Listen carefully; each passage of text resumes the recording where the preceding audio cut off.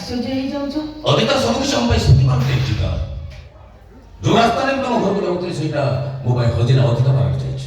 ପ୍ରଥମ ପ୍ରେମକୁ କେବେ ଭୁଲି ପାରିନି ମନୋଜ ଦାସ। ଆଇନା ମୁହଁ ମୁହଁ ଆଇନା ପରସ୍ପର ପରସ୍ପରକୁ ଦେଖନ୍ତି। ତମେ ତ ଭୁଲି ଯାଇଛ ଗୀତା ଆଇନା ଥରେ ଭାଙ୍ଗିଗଲେ ସେଥିରେ ମୁହଁ ଦେଖିବାଟା କେବେ ସମ୍ଭବ ନୁହଁ। ଅଧିକା ସବୁ କିଛି ଯେତେବେଳେ ଧୂଆଣିଆ ହେଇଛି ସେଇ ବିଷୟରେ ଚିନ୍ତା କରିବା ଲାଭ କଣ ଅଛି? କିନ୍ତୁ ଠିକ ମୋର ହେଲା ନା ଆଜି ମୋ ପାଖରେ ସବୁ ଥାଇ ମୋ ପାଖରେ କିଛି ନାହିଁ। ଏ ଛାତିରେ ବିଶ୍ୱାସ ଚାଲୁଥିଲେ ବି ତାପରେ ବିଶ୍ୱାସ ନାହିଁ। ଅମନର ପୃଥିବୀରେ ମୁଁ ତମକୁ ଏତେ ଭଲ ପାଇଥିଲି ଯେ ତମ ବିନା ତା ସହିତ ସଂସାର କରିବା ପରିକଳ୍ପନା ବି ନାହିଁ। ହେଲେ ତମେ କଣ କଲ? ମତେ ଭୁଲି ଯାଇ ମୋ ଭାଇ ବିରାଜର ପ୍ରେମିକାକୁ ବାହା ହେଇଗଲ।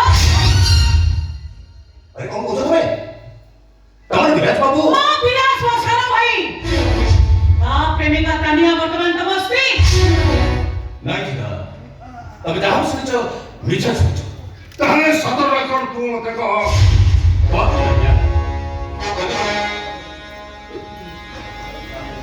ଯଦି ପ୍ରକୃତରେ ସତକଥା ଜାଣିବାକୁ ଚାହୁଁନାହାନ୍ତି ତାହେଲେ ଆପଣଙ୍କ ପୁଅ ବିରାଟ ବାବୁ ପଚାରନ୍ତୁ। ମୋ ଅପେକ୍ଷା ସତକଥାଟା କଣ ବିରାଟ ବାବୁ ଭଲ ଭାବରେ କହିପାରିବେ। ନାଇଁ ତା ମନରେ ତୋ ମନ ଶୁଣିବାକୁ ଚାହେଁ। କୋଉ ସାହସରେ ମୋ ଭାବିବାକୁ ବାହି ପଡୁ। ଆପଣ ଯାହା ବି ଶୁଣିଛନ୍ତି ଭୁଲ ଶୁଣିଛନ୍ତି ଆଜ୍ଞା। ନା ମୁଁ ତାନିଆ ମ୍ୟାଡାମକୁ ବିବାହ କରିଛି ନା ତାନିଆ ମ୍ୟାଡାମ ମୋ ସ୍ତ୍ରୀ।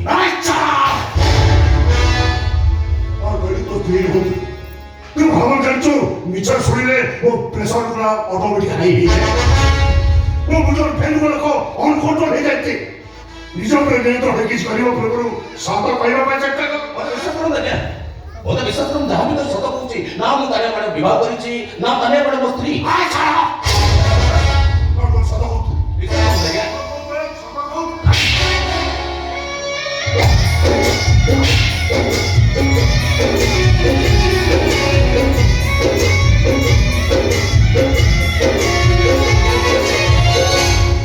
କଥା ମନେ ପକାଇ ତୁ ମୋ ଉପରେ ପ୍ରତିଶୋଧ ନେବା ପାଇଁ ଚାହୁଁଛୁ।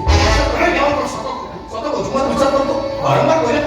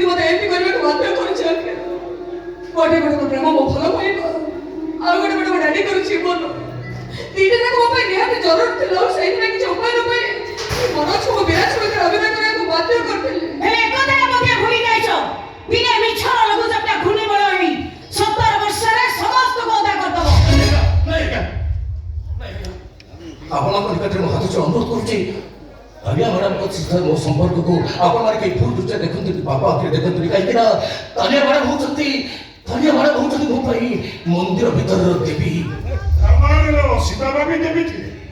ସୁନାର ପଞ୍ଚବଟର ହରଣ କରିବାରେ ରାବଣର ଉଦ୍ଦେଶ୍ୟ ଅନ୍ଧ ନଥିଲା। କିନ୍ତୁ ହେଲା କଣ ପ୍ରଭୁ ରାମଚନ୍ଦ୍ରଙ୍କ ସନ୍ଦେହ ସୀତାମାଙ୍କୁ ପାତାଳଗାମୀ କରିଦେଇଥିଲା। ରାମଚନ୍ଦ୍ରଙ୍କର ଜାଣିବା ଦରକାର ଥିଲା ମା ସୀତା 14 ବର୍ଷ କାଳ ବନବାସର କଷ୍ଟ ଭୋଗିଥିଲେ ପ୍ରଭୁ ରାମଚନ୍ଦ୍ରଙ୍କୁ କେବଳ ଖୁସି ଦେବା ପାଇଁ। ସବୁ ଦୁଃଖ କଷ୍ଟ ନିଜ ଅନ୍ତର ଭିତରେ ସାଇତି ରଖିଥିଲେ କେବଳ ପ୍ରଭୁ ରାମଚନ୍ଦ୍ର ଖୁସି ପାଇଁ।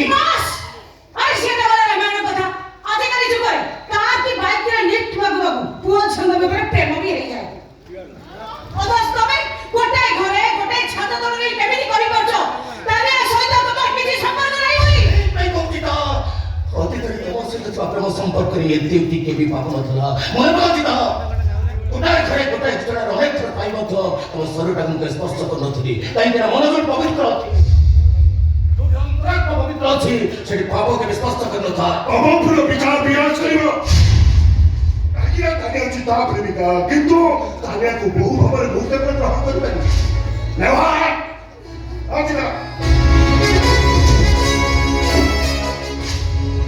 ଯେ ନିଜ ପ୍ରେମିକକୁ ଧୋକା ଦିଏ ସେ ଯେ ଅନ୍ୟର ପ୍ରେମକୁ ସୁରକ୍ଷିତ ରଖିଥିବ ଏକଥା ମୁଁ କେବେ ବିଶ୍ୱାସ ବି କରିପାରୁନି 10 ବର୍ଷ ତଳେ ମୁଁ ତମକୁ ଭଲ ପାଇଥିଲି କିନ୍ତୁ ତମେ ମୋ ସହିତ ବେଇମାନ କର ଆଜି ମୋ ଭାଇର ପ୍ରେମିକାକୁ ଛଡ଼େଇ ଆଣି ତମେ ଯୋଉ ଭୁଲ କରିଛ ମୁଁ ତମକୁ କେବେ ବି ଛାଡ଼ିବିନି